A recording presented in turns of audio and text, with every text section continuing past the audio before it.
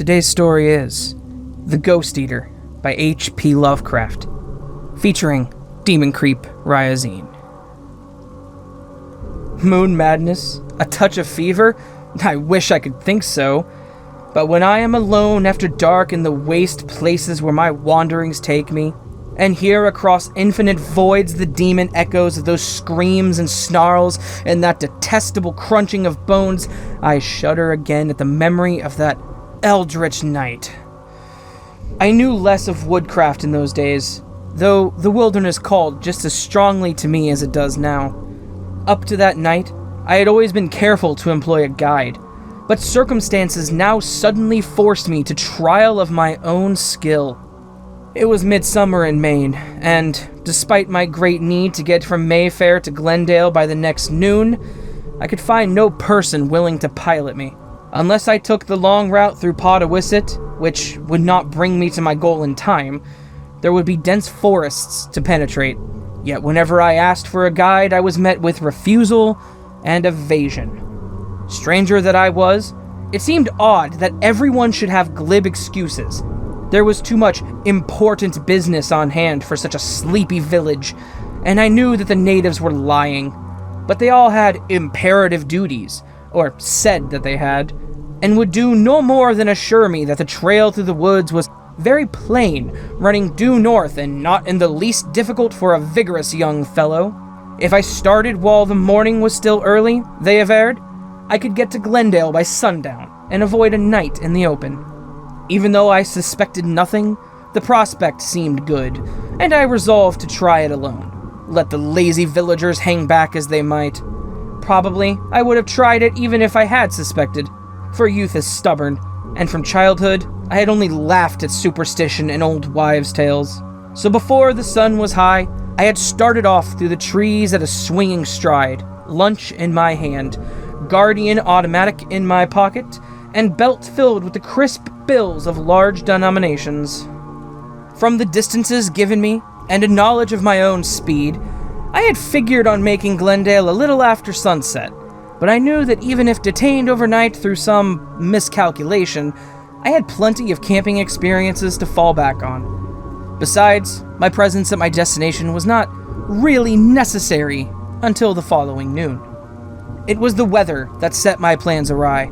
As the sun rose higher, it scorched through even the thickest of the foliage and burned up my energy at every step.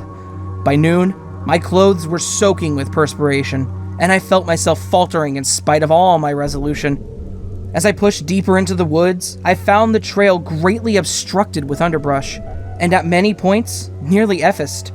It must have been weeks, perhaps months, since anyone had broken his way through. And I began to wonder if I could, after all, live up to my schedule. At length, having grown very hungry, I looked for the deepest patch of shade I could find, and proceeded to eat the lunch which the hotel had prepared for me. There were some indifferent sandwiches, a piece of stale pie, and a bottle of very light wine. By no means sumptuous fare, but welcome enough to one in my state of overheated exhaustion. It was too hot for smoking to be of any solace, so I did not take out my pipe. Instead, I stretched myself at full length under the trees when my meal was done, intent on stealing a few moments' rest before commencing the last lap of my journey. I suppose I was a fool to drink that wine, for, light though it was, it proved just enough to finish the work the sultry, oppressive day had begun. My plan called for the merest momentary relaxation. Yet, with scarcely a warning yawn, I dropped off into a sound slumber. When I opened my eyes, twilight was closing in about me. A wind fanned my cheek, restoring me quickly to full perception. As I glanced up at the sky, I saw with apprehension that black racing clouds were leading on a solid wall of darkness, prophetic of violent thunderstorm. I knew now that I could not reach Glendale before morning, but the prospect of a night in the woods, my first night of lone forest camping, became very repugnant under these trying conditions. In a moment, I decided to push along for a while at least, in the hope of finding some shelter before the tempest should break. Darkness spread over the woods like a heavy blanket. The lowering clouds grew more threatening, and the wind increased to a veritable gale. A flash of distant lightning illuminated the sky, followed by an ominous rumble that seemed to hint of malign pursuit. Then, I felt a drop of rain on my outstretched hand, and though still walking on automatically, resigned myself to the inevitable. Another moment, and I had seen the light of a window through the trees and the darkness. Eager only for shelter, I hastened toward it. Would to God I had turned and fled. There was a sort of imperfect clearing, on the farther side of which, with its back against the primeval wood, stood a building. I had expected a shanty or a log cabin, but stopped short in surprise when I beheld a neat and tasteful little house of 2 stories. Some 70 years old by its architecture, yet still in a state of repair betokening the closest and most civilized attention. Through the small panes of one of the lower windows, a bright light shone, and toward this, spurred by the impact of another raindrop, I presently hurried across the clearing, rapping loudly on the door as soon as I gained the steps. With startling promptness, my knock was answered by a deep, pleasant voice which uttered the single syllable, "Come." Pushing open the unlocked door, I entered a shadowy hall, lighted by an open doorway at the right, beyond which was a book-lined room with a gleaming window. As I closed the outer door behind me, I could not help noticing a peculiar odor about the house. A faint, elusive, scarcely definable odor which somehow suggested animals. My host, I surmised, must be a hunter or trapper, with his business conducted on the premises. The man who had spoken sat in a capacious easy chair beside a marble-topped center table, a long lounging robe of gray swathing his lean form. The light from a powerful argand lamp threw his features into the prominence, and as he eyed me curiously, I studied him in no less detail. He was strikingly handsome, with thin, clean-shaven face, glossy, flaxen hair neatly brushed, long, regular eyebrows that met in a slanting angle above the nose, shapely ears set low and well back on the head, and large, expressive gray eyes, almost luminous in their animation. When he smiled a welcome, he showed a magnificently even set of firm, white teeth, and as he waved me to a chair, I was struck by the fineness of his slender hands with their long, tapering fingers, whose ruddy, almond-shaped nails were slightly curved and exquisitely manicured. I could not help wondering why a man of such engaging personality should choose the life of a recluse. "Sorry to intrude," I ventured, "but I've given up the hope of making Glendale before morning, and there's a storm coming on, which sent me looking for cover." As if to corroborate my words, there came at this point a vivid flash, a crashing reverberation, and the first breaking of a torrential downpour that beat maniacally against the windows. My host seemed oblivious to the elements, and he flashed me another smile when he answered. His voice was soothing and well modulated, and his eyes held a calmness almost hypnotic. "You're welcome to whatever hospitality I can offer, but I'm afraid it won't be much. I've a game leg, so you'll have to do most of the waiting on yourself. If you're hungry, you'll find plenty in the kitchen. Plenty of food, if not of ceremony." It seemed to me that I could detect the slightest trace of a foreign accent in his tone, though his language was fluently correct and idiomatic. Rising to an impressive height, he headed for the door with long, limping steps, and I noticed the huge, hairy arms that hung at his side, in such curious contrast with his delicate hands. "Come," he suggested. "Bring the lamp along with you. I might as well sit in the kitchen as here." I followed him into the hall, and the room across it, and at his direction, ransacked the woodpile in the corner and the cupboard on the walls. A few moments later, when the fire was going nicely, I asked him if I might not prepare food for both, but he courteously declined. "It's too hot to eat," he told me. "Besides, I had a bite before you came." After washing the dishes left from my lone meal, I sat down for a while, smoking my pipe contentedly. My host asked a few questions about the neighboring villages, but lapsed into sullen taciturnity when he learned I was an outsider. As he brooded there silently, I could not help feeling a quality of strangeness in him. Some subtle alienage that could hardly be analyzed. I was quite certain for one thing that he was tolerating me because of the storm, rather than welcoming me with genuine hospitality. As for the storm, it seemed almost to have spent itself. Outside it was already growing lighter, for there was a full moon behind the clouds, and the rain had dwindled to a trivial drizzle. Perhaps, I thought, I could now resume my journey, after all. An idea which I suggested to my host. "Better wait till morning," he remarked. "You say you're afoot, and it's a good 3 hours to Glendale. I've 2 bedrooms upstairs, and you're welcome to one of them, if you care to stay." There was sincerity in his invitation, which dispelled any doubts I had regarding his hospitality, and I now concluded that his silences must be the result of long isolation from his fellows in the wilderness. After sitting without a word through 3 fillings of my pipe, I finally began to yawn. It's been a rather strenuous day for me, I admitted, and I guess I'd better be making tracks for bed. I want to be up at sunrise, and on my way. My host waved his arm toward the door, through which I could see the hall and the staircase. "Take the lamp with you," he instructed. "It's the only one I have. But I don't mind sitting in the dark, really. Half the time I don't light it at all when I'm alone. Oil is so hard to get out here, and I go to the village so seldom. Your room is the one on the right, at the head of the stairs." Taking the lamp and turning in the hall to say goodnight, I could see his eyes glowing almost phosphorescently in the darkened room I had left, and I was half reminded for a moment of the jungle and the circles of eyes that sometimes glow just beyond the radius of the campfire. Then I started upstairs. As I reached the 2nd floor, I could hear my host limping across the hall to the other room below, and perceived that he moved with owlish sureness despite the darkness. Truly, he had but little need of the lamp. The storm was over, and as I entered the room assigned to me, I brought it bright with the rays of a full moon that streamed on the bed from an uncurtained south window. Blowing out the lamp and leaving the house in darkness, but for the moonbeams, I sniffed at the pungent odor that rose above the scent of the kerosene. The quasi-animal odor I had noticed on first entering the place. I crossed to the window and threw it wide, breathing deep of the cool, fresh night air.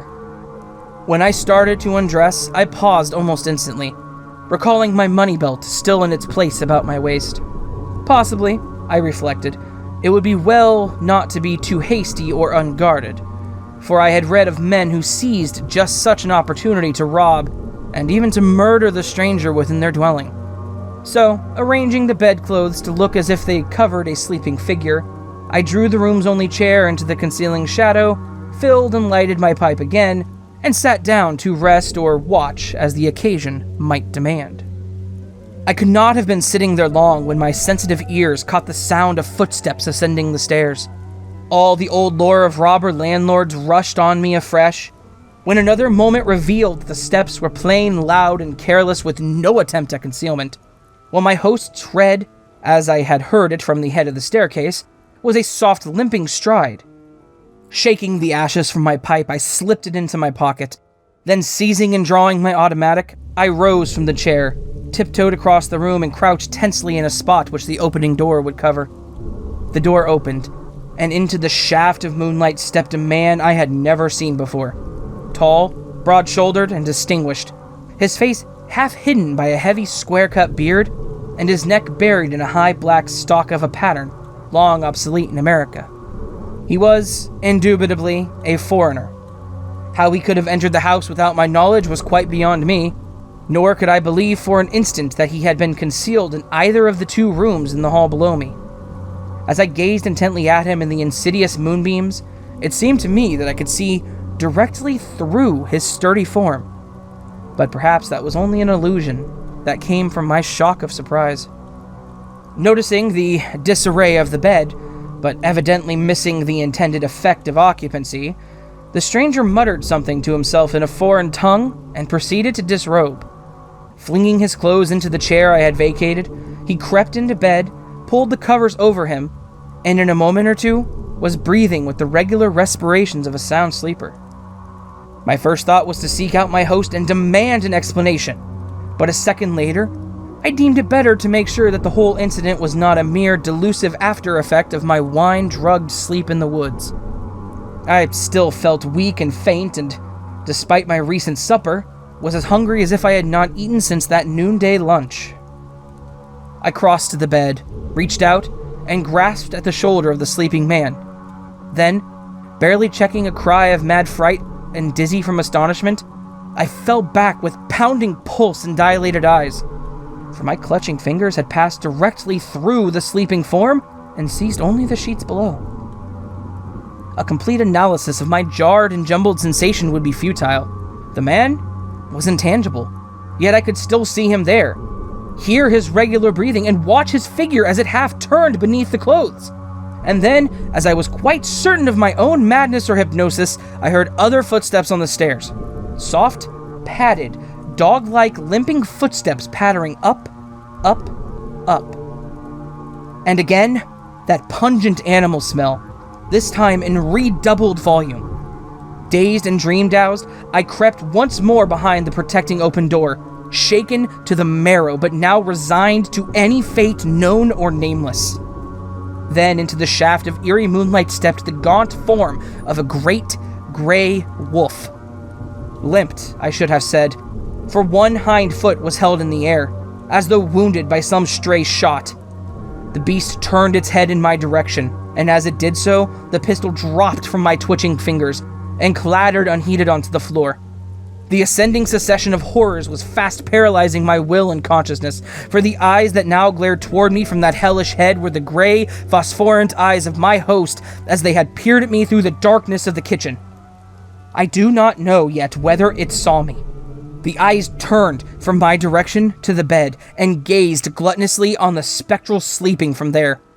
Then the head tilted back, and from that demon throat came the most shocking ululation I have ever heard. A thick, nauseous, lupine howl that made my heart stand still. The form on the bed stirred, opened his eyes, and shrank from what he saw. The animal crouched quivering, and then, as the ethereal figure uttered a shriek of mortal human anguish and terror that no ghost of language could counterfeit, sprang straight for its victim's throat, its white, firm, even teeth flashing in the moonlight as they closed on the jugular vein of the screaming phantasm. The scream ended in a blood-choked gurgle, and the frightened human eyes turned glassy. That scream had roused me to action, and in a second, I had retrieved my automatic and emptied its entire contents into the wolfish monstrosity before me. But I heard the unhindered thud of each bullet as it embedded itself in the opposite wall. My nerves gave way. Blind fear hurled me toward the door, and blind fear prompted the one backward glance in which I saw that the wolf had sunk its teeth into the body of its quarry.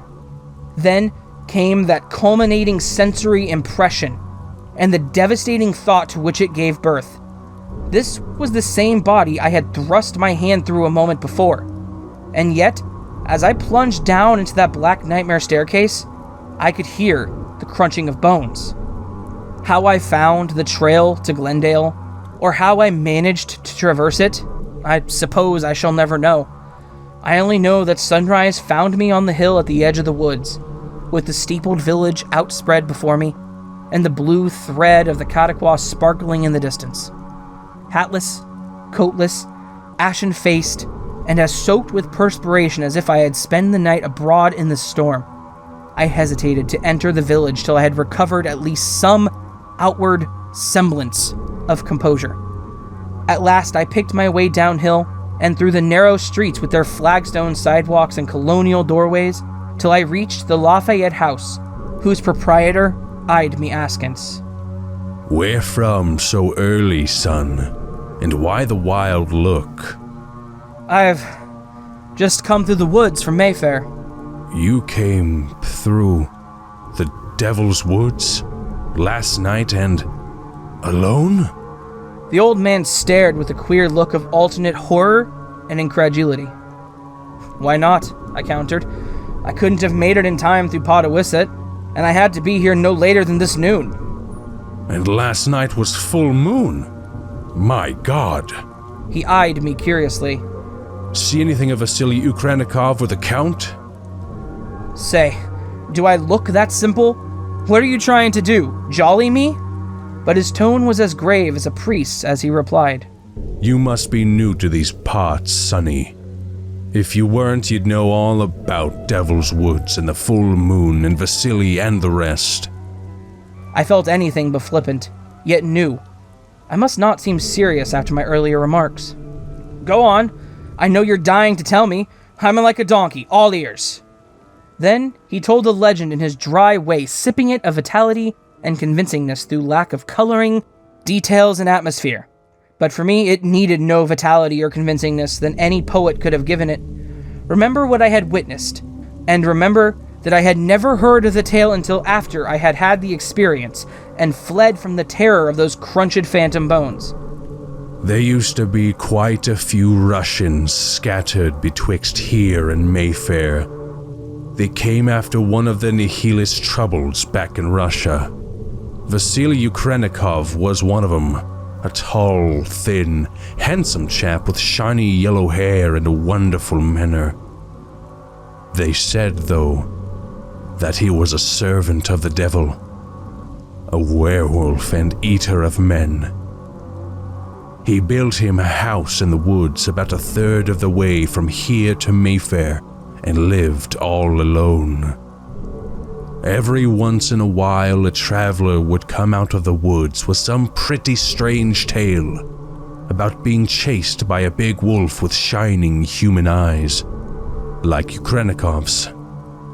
One night, somebody took a pot shot at the wolf, and the next time the Russian came into Glendale, he walked with a limp.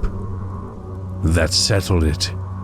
There wasn't any mere suspicion now, but hard facts. Then he went to Mayfair for the Count. His name was Fyodor Tuchesky, and he had bought the old gambrel-roofed Fowler place up State Street to come out and see him.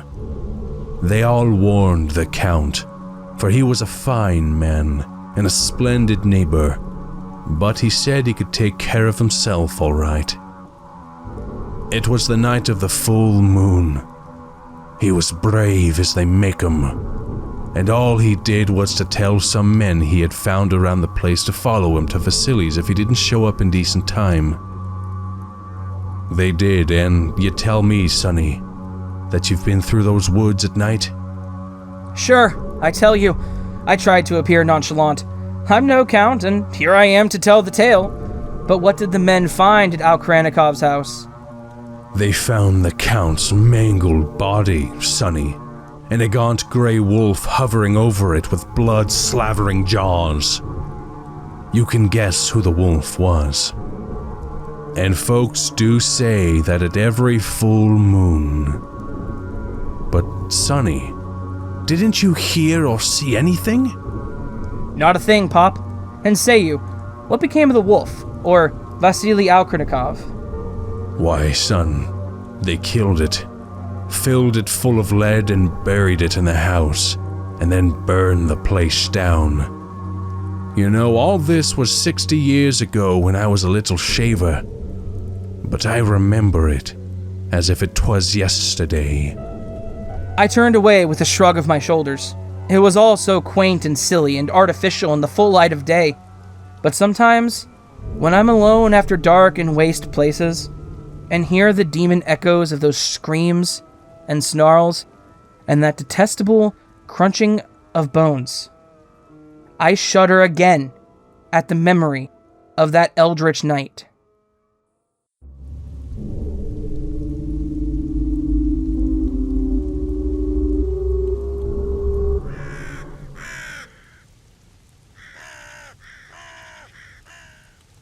So that, my friends, was The Ghost Eater by H.P. Lovecraft. I would like to thank the amazing Demon Creep Ryizine for joining me in this narration. He does a fantastic job. I will link to his YouTube channel and his Twitter. Please do follow him and sub to him. He does great work. He has a fantastic voice, and honestly, I think he fit this part really well. So thank you again, Demon Creep. I really appreciate it.